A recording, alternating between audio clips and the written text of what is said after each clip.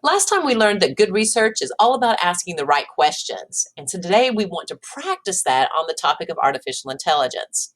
Now, hopefully you've printed out the handout on practicing research on this topic.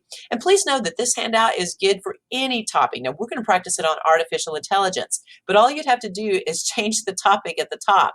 And you could use these same questions, the same guide on any topic that you're writing about. So let's practice it on artificial intelligence. Well, you might say, I don't know anything about artificial intelligence. To me, sometimes that makes for the best research papers because you have to ask questions to get to know your topic.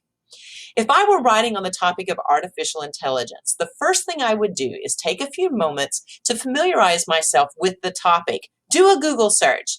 I'm a visual learner, so I would look for a couple of short videos on artificial intelligence. I would watch those videos to learn key terms and overarching principles about my topic. And that just gives me a base from which to build. If I'm writing about a topic I'm not familiar with, I may not even be able to ask good questions. But a short search and a couple of videos will have me ready to ask better questions. Next, I will determine which genre that I'll be writing in, and I'll begin to form a research question.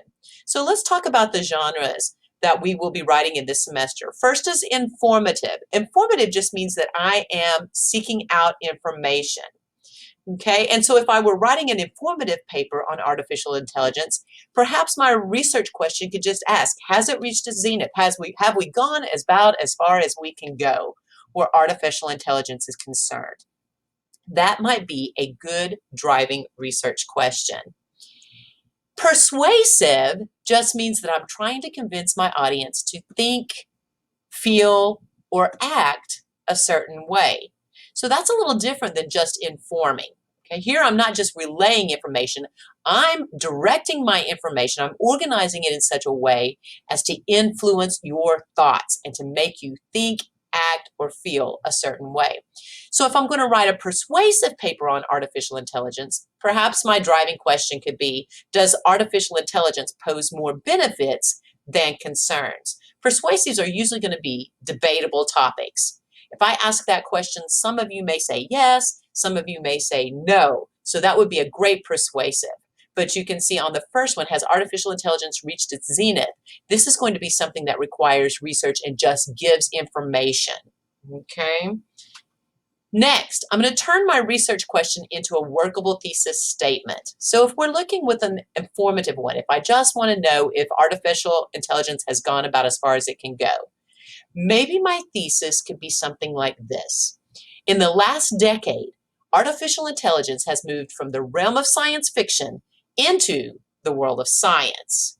Now that really is a broad thesis. I can go a lot of different directions, give a lot of information in this particular research paper.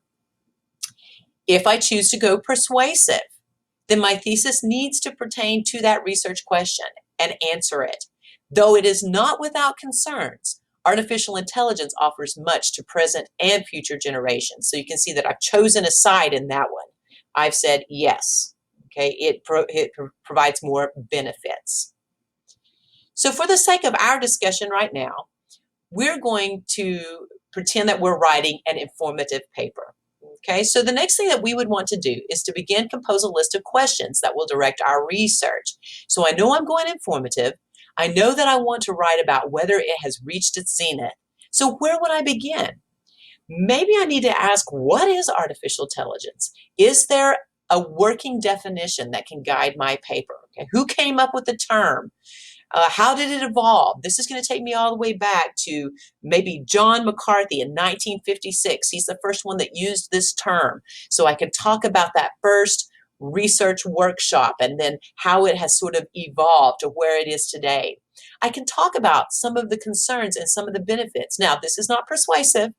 I've chosen to go informative, so I'm going to have to give equal weight to both the concerns and the benefits. I can't be biased. I can't try to sway you one way or another. I'm just stating what both sides say. Okay.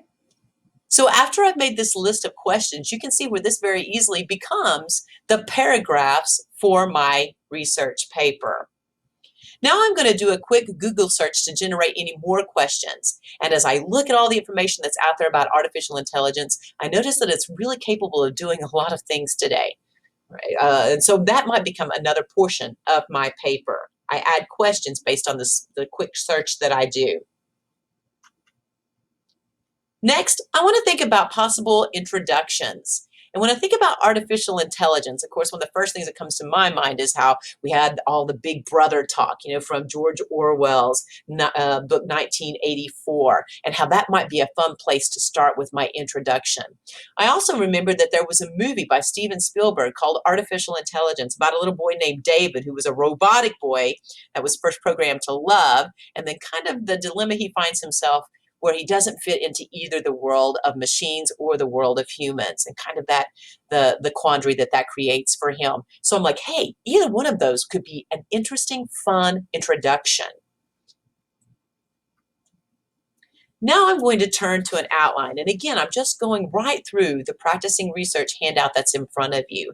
I'm to the part where how might I conclude my paper and form an outline on the back. Let me talk about conclusions for just a second. A lot of times I like to employ what's called framing, where whatever I used in my introduction, I come back to and I make reference to in my conclusion. In this case, I might start the paper with George Orwell's 1984, and I might finish the paper with Steven Spielberg's 21st century spin of artificial intelligence. So it might be that I could actually use both of these, one in the intro, one in the conclusion, but they would be references to literature and movies. Now I'm ready for my outline. So what is that outline going to look like? Well, I'm always going to start with the introduction. You'll see that it looks very similar to the essays that you wrote in Comp 1, except remember, these are going to be fact-based instead of feeling-based. So in my hook, I've introduced Big Brother and talked about it. Then I give my thesis. In the last decade, artificial intelligence has moved from the realm of science fiction to the world of science. Now, see, I'm not trying to convince you of anything. That's informative. That's a statement. Now I'm going to show you that process of evolution. I'm going to define artificial intelligence. Then I'm going to talk about the evolution. I'm going to talk about concerns and benefits. What does the future look like? What are they talking about? What's still yet to be invented? And then come back with my conclusion, probably using Steven Spielberg's artificial intelligence just to bring it all to a close.